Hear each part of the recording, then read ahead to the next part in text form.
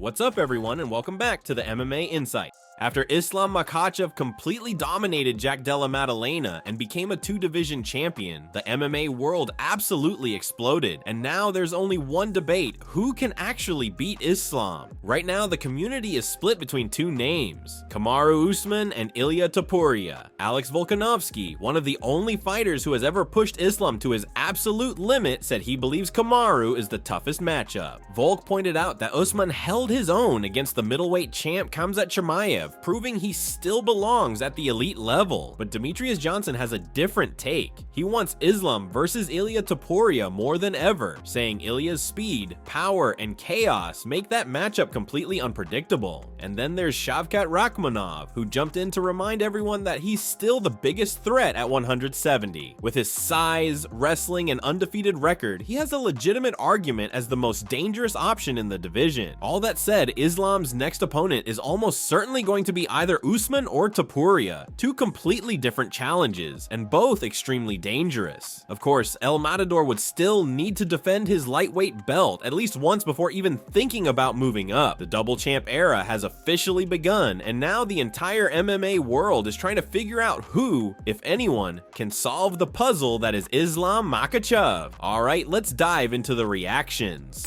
Usman's there. Usman can be a problem. We've seen how he done well against that Chimaev as well. Yeah, that can be definitely. Yeah, you're probably right. Probably, and he doesn't take an unnecessary risk. So he's a smart. I think Usman will be Islam's toughest challenge.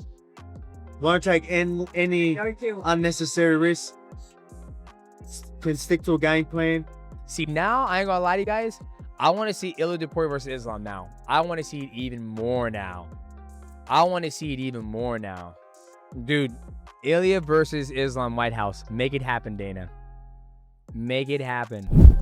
Just as everyone expected, lightweight champion Ilia Topuria didn't stay quiet after the UFC 322 main event. Seconds after Islam Makhachev dismantled Jack Della Maddalena, Ilia jumped on Twitter and blasted both fighters. He wrote, "Jack needs an entire camp dedicated just to wrestling. What a disappointment of a champion. You should go to Georgia and learn something. Islam, you need something too. You can't train emotion. You're the most boring thing in this game. Every day I'm more certain I put you to sleep." Naturally, Islam was asked about Ilia's shots during the post-fight press conference. Not only did he accept the call-out, he sent Topuria a warning of his own. Before addressing Ilia, Islam also reacted to the new welterweight winners on the card, Carlos Prates and Michael Morales. He wasn't impressed by either performance. Islam said he could do to them exactly what he did to Jack, because at the end of the day, they're just strikers and he's operating on another level. Then came the biggest news of the night. Islam's manager, Ali Abdelaziz, went on record and revealed that Kamaru Usman will be the next challenger for the welterweight title. According to Ali, Kamaru is the toughest stylistic matchup at 170, and the wrestling, the championship pedigree, the resume, and the legacy that fight would bring make it the challenge Islam wants next. Now let's take a look at how Islam responded to Ilia's call out. I'm gonna defend my belt many times more. Topuria, I don't know if you saw his tweet. He said you're like the most boring fighter in the UFC or something like that. I know you said to ask you about him after the fight at Media Day. Can you give us your full thoughts on a fight with him now? No injury, nothing. I don't feel any pains. I'm ready. Who is gonna be next? Let's do this, and I will make it easy. Same things everybody say. I'm gonna knock out Islam. It's if I stay, they're gonna knock me out. But I'm gonna try 1 time, 2 times, 3 times. He gonna defend, but I'm gonna still going. I told you guys in the welterweight, I don't think someone can stop my wrestling. Jake's one of the best.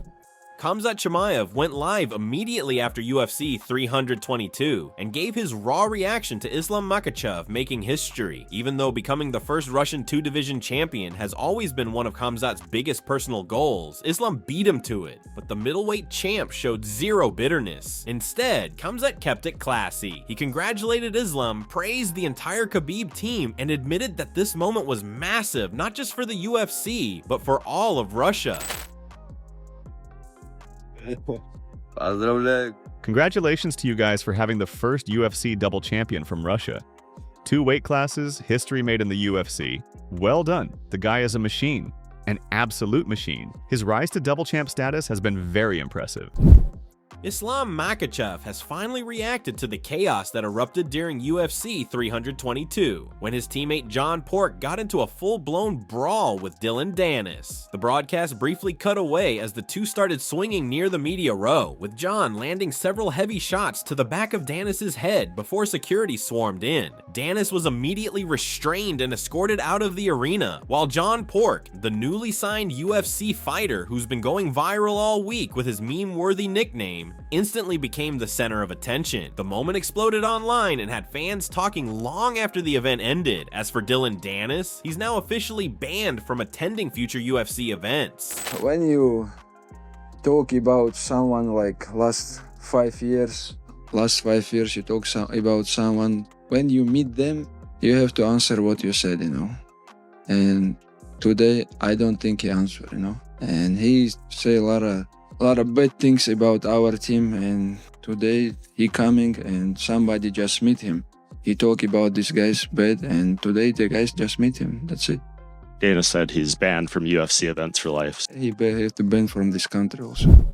Ian Gary wasn't impressed with Jack Della Maddalena tonight. In fact, he called it one of the weakest title defenses in UFC history, claiming Jack looked unprepared and far from championship form. Meanwhile, Dana White may have just revealed a major clue about Islam Makhachev's future. Speaking about the upcoming UFC White House card, Dana confirmed it won't be an America versus the world event, but rather a supercard built around the biggest and best matchups possible. When asked if Islam could headline, Dana didn't shut it down. He actually hinted that Islam could very likely be the main event. With both Makhachev and Ilia Topuria publicly pushing to fight on the White House card, the odds of seeing them headline just went way up. But there's another name in the mix, Kamaru Usman. Because he fights out of Fort Lauderdale, Florida, the UFC is strongly considering him for the card. Even though he's Nigerian, he's a US-based star, and the UFC wants American-trained fighters prominently featured. That makes a potential Islam versus Usman matchup even more realistic and extremely marketable. So the big question now is simple. Who can actually dethrone Islam Makhachev at 170? Is it Usman? Is it Topuria? Or is there someone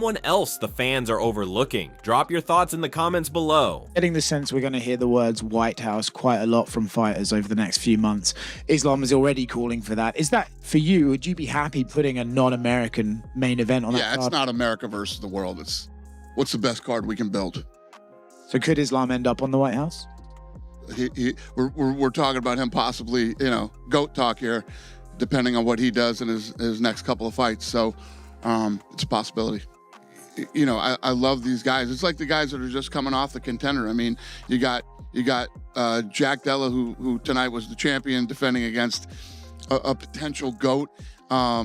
And then you got the other guys that were on the card tonight, and then throwing a kid like Ewing. It's awesome. It's what makes this sport so fun. All right, fight fans, what are your thoughts on this event? Who do you think deserves the next welterweight title shot? Prates, Morales, Kamaru, or maybe even Topuria if he is able to defend his lightweight belt? Leave your thoughts and predictions in the comments below.